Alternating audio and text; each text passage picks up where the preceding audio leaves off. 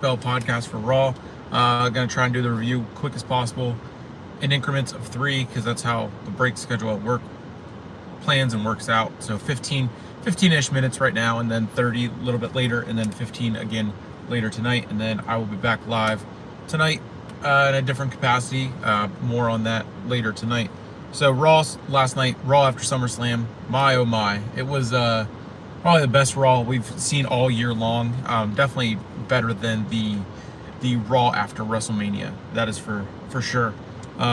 Started out with Ludwig Kaiser and his return, coming to the ring, introducing us to the new World Heavyweight Champion, Gunther, who was then interrupted by Randy Orton, setting up their rematch, their much-needed rematch at Bash in Berlin later this month. They're finally revisiting that debacle, and Triple H did mention that at the press conference after King and Queen of the Ring, that would be coming down the line, maybe eventually. So I mean, they're finally doing that. It was an okay segment to kick things off. They did the recap videos and whatnot, which I think counted as part of their commercial-free, promoting of this big episode of Raw that they'd usually do. To end the face-to-face and whatnot, go into the first match, which was Sheamus and Ludwig Kaiser. They had the face-to-face and they got close, and then Gunther told Randy, absolutely nothing catches me off guard. And Randy said, good, I want you to see it coming. And then that led into Sheamus beating Ludwig Kaiser, even though I believe Pete Dunne did get involved with the shillelagh again and whatnot. Then we got into the Damian Priest promo, coming right to the ring in just absolutely fuming and wanting to give Finn Balor that beatdown that he so definitely deserves. Thank you to the one person watching and the one like. Appreciate that for sure. Leave a comment. Don't forget to subscribe. I know I had someone watching yesterday, and then my phone did overheat, so I am in the car. Hopefully it won't overheat again right now. Seems pretty cool. What's up? There we go. Sarah, what's up? What's up? Yeah, it was amazing. Definitely was awesome. Yeah, Sheamus and Ludwig Kaiser. Kaiser's back.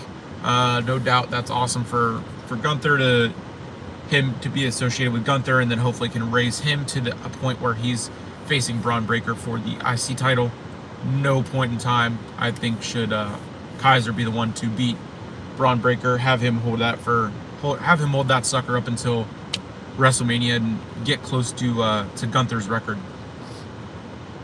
There was a Wyatt 6 video promo for before the Damian Priest side, and then Priest went into calling out Finn Balor, to which Balor would reply and introduce the new Judgment Day of him, McDonough. Carlito is now, I guess, officially a part of this new Judgment Day. He has his own shirt, and Dom, of course, and then Liv Morgan. Then we had Adam Pearce and Bronson Reed in the backstage segment. This led to, later in the show, the attack on Seth Rollins and the 7 or 8 tsunamis, whatever it was. To be fair, Bronson Reed did say that he was going to go on a headhunt because he was mad that Sheamus got a match tonight, even though last week or previously Reed was the one to beat him. I mean, I get it, but at the same time, how can Pierce just let this go and not suspend Reed for his actions whenever he suspended McIntyre for doing the same amount of physicality to everyone around and anyone involved? That rolled into Lyra Valkyria and Shayna Baszler, which ended via DQ. So I believe Lyra Valkyria did win, thanks to Zoe Stark and Sonya Deville. Then that rolled into a Final Testament promo. Yawn. That ended the first 55 minutes of commercial-free, the hour of commercial-free for Raw. Then we rolled out into the commercials with Punk walking towards the ring. That kicked off the second hour, and then they played a recap video mentioning sources like Fightful, Bleacher Report, ESPN, CBS Sports, and Yahoo Sports. We came back to Punk. The pop for him was insane, as it usually is. And notable quote from him was, "I haven't been in Baltimore in 10 years, so hearing 10,000 plus people screaming my name kind of floats my ego, incites my ego, he said. And then of course the infamous Rollins music hits. He did not look happy, and Punk gave us another meme, high quality meme, where he turned around and said "son of a bitch" as Rollins music hit. Then I thought they were going to roll right into setting this up, and then of course McIntyre interrupted the both of them and played into that, him being cool and level-headed because he got a win. And then then you get the Rollins and Punk, their chatter back and forth. McIntyre incites Punk to then chase him through the crowd, kind of now making Punk look mad, look crazy, and look stupid, quite frankly, because he's letting McIntyre get in his head, and that's what led to McIntyre getting the win at SummerSlam. Seth Rollins did want Punk. Punk wanted McIntyre, so of course this triangle feud, they are still continuing with this one. Then, of course, like I said, Rollins was attacked by Bronson Reed. All right, 6 minutes without the phone overheating. I'm going to wrap this one up here pretty soon, and then the next part of the post-bell for Raw will be later tonight in the evening, and it will be 30 minutes, hopefully straight, of some recap. That might be enough to get through the rest of Raw. But we will just see. So gonna try to get to the tag match and then talk about the potential trade, I guess that is happening. But 6 or 7 tsunamis that Reed dropped on Rollins. He was then coughing up blood. Eventually was taken to the hospital, and yes, they did say taken to a hospital. Jackie Redmond was backstage with Adam Pearce to get an update on that, where Pearce did say he was going to the hospital, but again said nothing about any consequences for Bronson Reed. And then that rolled into Authors of Pain versus the New Day. Didn't care about this at all, one bit. Karrion Kross, boring. AOP, who cares? It was a good match, I guess. And then it ended with the New Day victorious over AOP, and we finally got Odyssey Jones on Raw after 2 years in a row of being drafted to Raw. It was great. Then backstage there was it was a backstage segment with Alpha Academy, the New Day, and Odyssey Jones. Xavier Woods was kind of questioning why and how this came together, and how that Kofi and Odyssey did know each other, whatever, and how it came to be.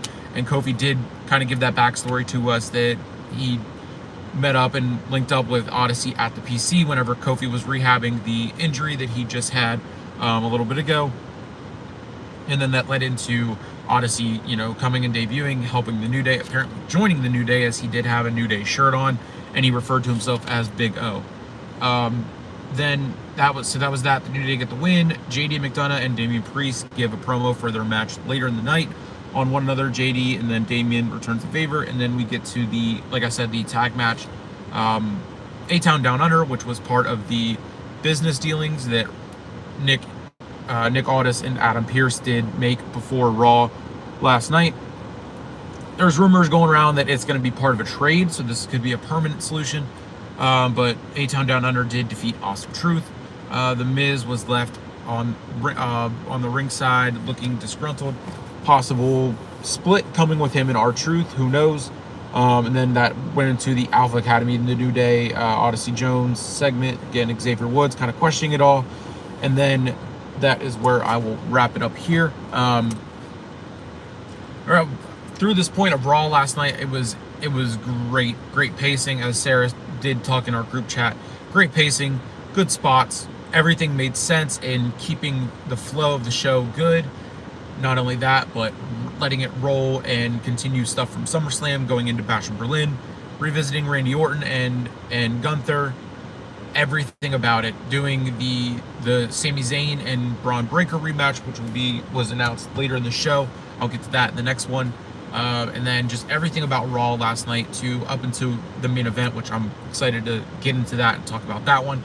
Everything about it was fantastic. So coming up on 10 minutes, I got to get back into work, and then we'll be back whenever I'm able to be back, and in a little little close to an hour, I would say probably. But thank you to the 2 people who were in here at one time. Sarah, who, if you're still watching, thank you so much. Thank you for the like. The other person, come back and leave a like, and stay tuned for the next one here in like an hour to an hour and a half. This is just how I'm gonna have to do it, unless up until I can wake up in the morning and actually do them all in one shot at the morning. But trying out the vertical live is also kind of fun as well.